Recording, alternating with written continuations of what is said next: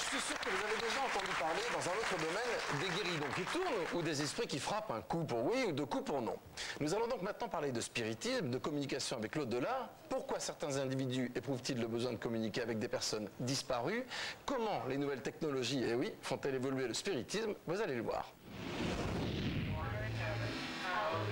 Cette famille américaine tente de communiquer avec l'esprit qui hante sa maison. Un coup pour oui, deux coups pour non. C'est oui. Et pour cela, ils ont fait appel à Lorraine et Ed Warren, des chasseurs de fantômes. Donne-moi un signe que tu es là. Ce que j'ai fait, c'est que j'ai utilisé une provocation d'ordre religieux. Je devais le provoquer pour qu'il se manifeste. Une table qui tourne, une chaise qui se soulève toute seule, ou plutôt sous l'action des esprits, pour Gérard Majac, ces images ne prouvent rien. Vous l'avez vu dans la séquence américaine, on vérifie rien, il n'y a personne qui va regarder par terre, et pourtant, à chaque fois qu'on vérifie, on trouve simplement un fil. Qui tire les ficelles? Ah ben c'est un complice, c'est quelqu'un de la famille, et pour quel but?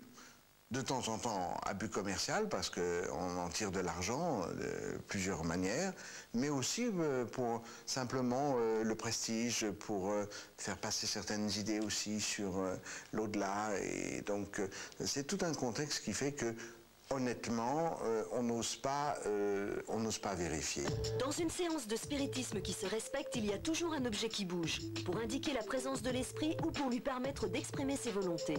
Les objets.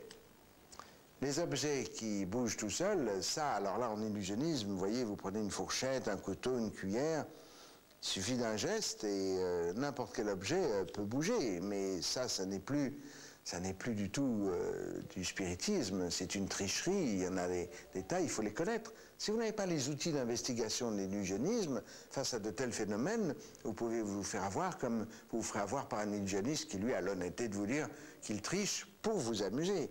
Mais là, c'est pas pour vous amuser. Pour dialoguer avec les esprits, il n'y a pas que les tables qui tournent. Monsieur et Madame Blangarin affirment pouvoir communiquer avec des personnes décédées grâce à l'interprétation de certains bruitages. Ils sont à la tête de la plus grande association de paranormal en France, 1200 adeptes de la transcommunication. Et c'est ici, au premier étage de leur maison, qu'ils vont nous montrer leur technique pour parler avec les morts. Pour cela, ils utilisent un matériel très simple, un micro et des magnétophones. Démonstration. Je fais appel à mon papa. Papa, est-ce que tu es là, s'il te plaît?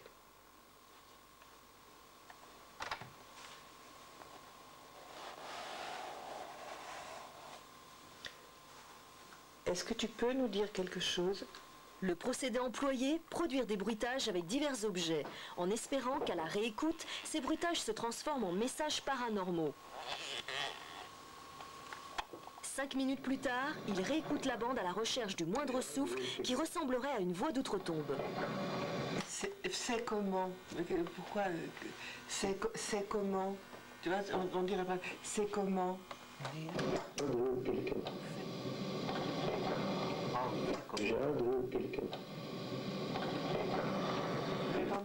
Une technique contestée par les spécialistes dans son principe même. Un son du type frottement ou gratter une cassette, enregistré normalement sur un magnétophone. En changeant la fréquence, la vitesse du magnétophone, on modifie complètement la fréquence, le timbre, et on peut, en abaissant ces fréquences, trouver quelque chose qui forme des syllabes et qui se rapproche d'un langage plus ou moins humain, proche d'un langage humain. Alors arnaque ou vrai phénomène paranormal, nous avons fait le test en leur demandant de communiquer avec le père de notre caméraman. Alors voilà, nous faisons un petit appel en direction de Jean-François, qui est le papa de Grégoire, qui est en train de filmer actuellement. Est-ce que vous êtes content que l'on vous ait appelé ? C'est probablement la première fois, je pense qu'on vous donne l'occasion de parler. Alors, est-ce que ça vous fait plaisir? Pour joindre Jean-François, c'est pourtant simple comme un coup de fil. Le père de Grégoire est bien vivant et il ne peut donc pas nous envoyer un message de l'au-delà. Est-ce que vous l'entendez? Non. Non? Non, je n'ai pas entendu. Qu'est-ce qu'il dit? C'est pourtant Jean-François. Ça fait comme ça. Écoutez bien dans le bruit. Écoutez dans le bruit.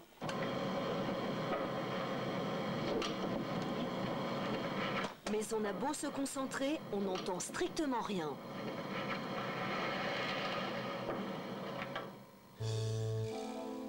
Et si vous ne croyez pas aux voix d'outre-tombe, il reste la technique de l'image pour communiquer avec les morts.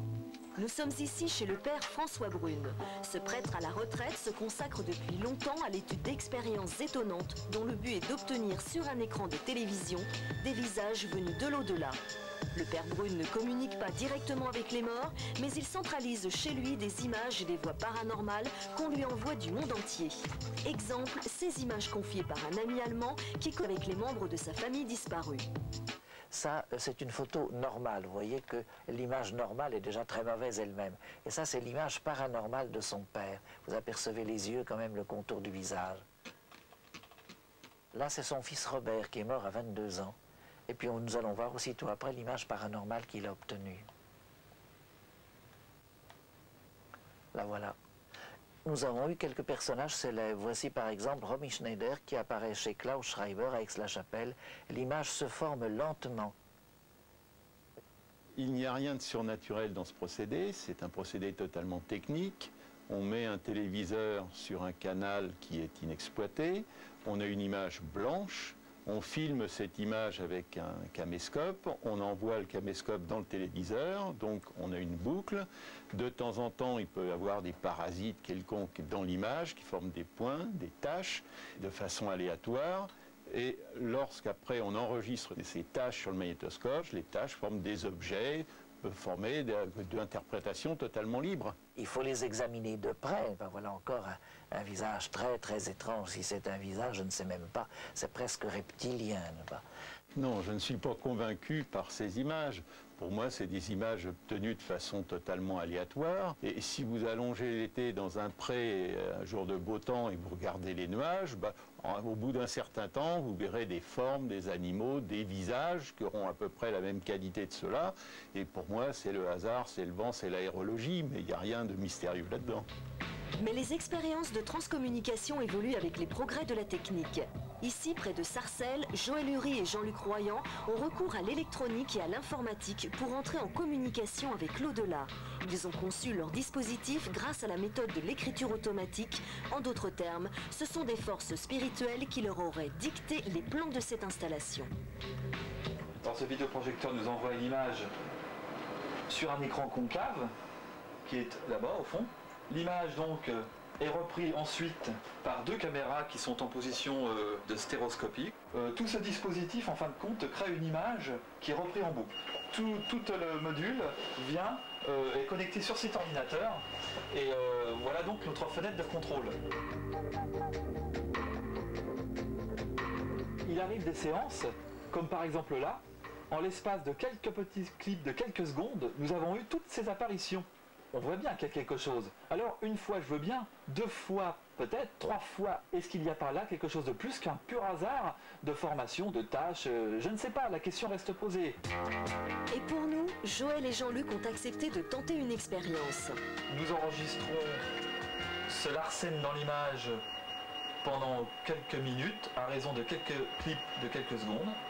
Après quoi, nous allons les revisualiser image par image et s'apercevoir ou non si nous avons eu une manifestation spirituelle dans notre atelier. Mais aujourd'hui, manque de chance, ça ne marche pas. Nous n'avons pas eu de résultat, nous sommes un petit peu rentrés bredouille. Toutes les expériences dignes de ce nom doivent se faire à long terme. Bon, ils disent désolé, ça n'a pas marché, on essaye, on se trompe, on va améliorer nos dispositifs. Et ça fait penser finalement à l'humilité qu'on doit retrouver et qu'on retrouve très souvent dans la recherche scientifique. Mais là, l'analogie s'arrête là. C'est pas parce qu'on a ce discours-là que ça donne du crédit quelque part à ce qui est produit. Et encore une fois, ce qui est produit, c'est 25 images où on peut y voir des visages si on a envie d'y voir des visages après les avoir encore une fois recadrés, mais parmi des dizaines de milliers où on voit rien du tout. Des tables qui tournent, au système de haute technologie, en passant par les gratouillis évocateurs, les procédés anciens ou modernes de communication avec l'au-delà ne manquent pas. En revanche, les preuves scientifiques, elles, font toujours défaut. Oui, le technospiritisme. Oui, alors, il faut se mettre à l'ère de l'an 2000, à la plage, je ne peux pas dire. La technique évolue aussi dans ce domaine. Oui, grâce à vous, on est au courant. C'est le cas de le dire.